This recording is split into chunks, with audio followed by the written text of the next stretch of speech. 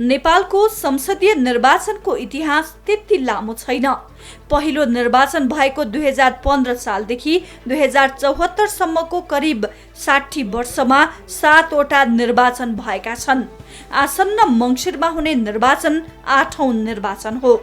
यो बीचको 30 वर्ष पञ्चायती दलविहीन व्यवस्था थियो भने 2056 सालमा भएको संसदीय निर्वाचनपछि माओवादी आन्दोलन र व्यवस्था परिवर्तनले गर्दा 2064 सालमा मात्रै निर्वाचन भएको थियो।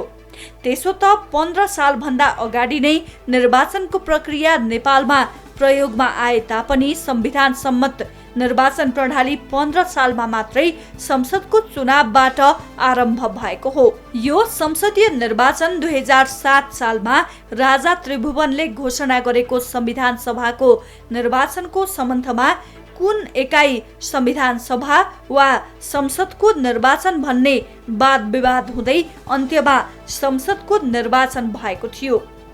मुलुकमा आधुनिक निर्वाचन अभ्यास हुनु पूर्व नै राणाकालमा नेतृत्व छनौट र निर्वाचनका केही प्रयास भएका थिए। प्रत्यक्ष निर्वाचन आउनु पूर्व नै 1987 सालमा नेपालका विभिन्न स्थानमा जनप्रतिनिधि छान्नको लागि स्थानीय प्रशासनिक इकाइको रूपमा पञ्चायतको स्थापना गरियो।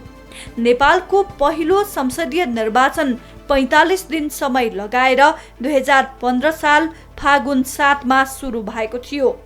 प्रजातन्त्र स्थापनाको 8औं वर्षगाँठको अवसरमा चुनाव गराइएको थियो। 109 क्षेत्रका लागि भएको प्रत्यक्ष चुनावमा 700 भन्दा बढी उम्मेदवारहरू थिए। पहिलो संसदीय निर्वाचनमा 21 वर्ष माथिका मतदातालाई भोट खसाल्ने व्यवस्था मिलाइएको थियो।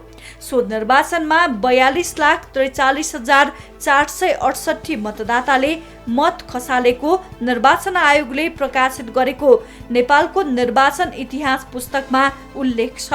यो निर्वाचनमा नेपाली काङ्ग्रेसले 74 स्थानमा जित हात पार्यो, तर पहिलो संसदले 18 महिना पनि काम गर्न पाएन। राजा महेन्द्रले 2017 सालमा संसदीय व्यवस्था नै खारेज गरिदिएपछि नेपाली प्रजातन्त्र टकराउपूर्ण अवस्थाबाट गुज्रियो। 63 वर्षको अवधिमा नेपालको व्यवस्थापिकाले कहिले निर्दलीय त कहिले बहुदलीय र कहिले एक सदनात्मक त कहिले 2 सदनात्मक व्यवस्थापिकाको अभ्यास गर्दै आएको छ।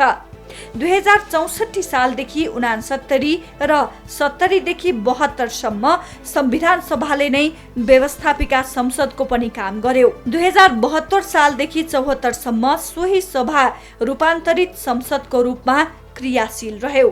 2046 सालको आन्दोलनपछि 47 साल कार्तिक 23 गते नेपाल अधिराज्यको संविधान 2047 जारी भयो। 2048 सालमा फेरि प्रतिनिधि सभा सदस्य निर्वाचन भयो। 205 निर्वाचन क्षेत्रमा भएको चुनावमा 65% मत खसेको थियो। नेपाली काङ्ग्रेसले 110 सिटमा जित हात पार्दा नेकपा एमालेले 69 सिट जित्यो। 2048 सालमा बनेको सरकारले पूरा अवधि काम गर्न सकेन। नेपाली काङ्ग्रेस नेतृत्वको सरकार ढलेपछि राजा वीरेन्द्रले 2051 साल कार्तिक 29 मा प्रतिनिधि सभाको निर्वाचन गराउनुभयो। सो निर्वाचनमा काङ्ग्रेसले यसअघिको बहुमत गुमायो।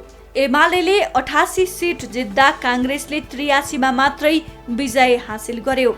यही चुनावबाट एमाले नेता मनमोहन अधिकारी अल्पमतको सरकारको प्रधानमन्त्री बन्नु भएको थियो। 2056 सालमा भएको निर्वाचनमा काङ्ग्रेसले फेरि बहुमत ल्यायो। 205 मध्ये 111 सिटमा काङ्ग्रेसले जित हात पार्यो। एमालेले 71 र राष्ट्रिय प्रजातन्त्र पार्टी राप्रपाले 11 सिट जित्यो। 2064 साल चैत 28 मा मुलुकमै पहिलोपल्ट संविधान सभाको निर्वाचन सम्पन्न भयो। यो निर्वाचनमा 74 वटा राजनैतिक दलहरूले भाग लिए। सशस्त्र विद्रोहको बाटो छोडेर शान्तिपूर्ण राजनीतिमा सामेल भएको नेकपा माओवादीले प्रत्यक्षतर्फ 120, समानुपातिकतर्फ 100 र मनोनित 9 गरी 229 सिटमा जित हात पार्यो। काङ्ग्रेसले प्रत्यक्षतर्फ 37, समानुपातिकमा 73 र मनोनित 5 गरी 115 सिट जित्यो। एमाले प्रत्यक्षतर्फ 33, समानुपातिकमा 70 सिट र मनोनित 5 गरी 108 सिट प्राप्त गर्यो। मधेस आन्दोलनबाट उदाएको मधेसी जनअधिकार फोरम र तराई मधेस लोकतान्त्रिक पार्टीले यही निर्वाचनबाट आफूलाई राष्ट्रिय राजनीतिमा सामेल गराए। संविधान सभा निर्वाचनमा 601 सिट रहेको थियो। पहिलो संविधान सभाबाट संविधान जारी नभएपछि 2070 सालमा संविधान सभाको दोस्रो निर्वाचन भयो। मङ्सिर 4 मा भएको निर्वाचनमा काङ्ग्रेसले प्रत्यक्षमा 105, समानुपातिकमा 91 र मनोनित 10 गरेर कुल 206 सिट जित्यो। एमाले प्रत्यक्षतर्फ 91, समानुपातिकमा 84 र मनोनित 9 गरेर 184 सिट जित्दा माओवादी प्रत्यक्षतर्फ 26 सिटमा खुम्चियो। समानुपातिकतर्फ 54 र मनोनित 3 गरेर कुल 83 सिट जित्यो माओवादीले। राप्रपा नेपालले कुल 10 सिट जित्दा फोरम लोकतान्त्रिकले पनि 10 सिट नै जित्यो। नेपालको संविधान 2072 जारी भएपछि मुलुक संघीय संरचनामा गयो। 2074 सालमा तल्लो सदन प्रतिनिधि सभाको 275 सिटका लागि मङ्सिर 10 र 21 दुई चरणमा चुनाव भयो। सँगै 7वटा प्रदेशमा प्रादेशिक सभाका लागि पनि निर्वाचन भयो। यद्यपि 2064 र 2070 को निर्वाचन पछिको संसदको अभिभारा भने संविधान बनाउनु थियो, तर यसले व्यवस्थापिका संसदको भूमिकामा पनि काम गर्थ्यो। यसको लागि 2063 मा बनेको अन्तरिम संविधानले विशेष व्यवस्था गरेको थियो। 2072 सालको असोजमा संविधान बनेपछि भने 3 तहको सरकारको व्यवस्था अनुसार 2074 सालमा पहिलो र आगामी मङ्सिरमा दोस्रो निर्वाचन हुन लागेको हो।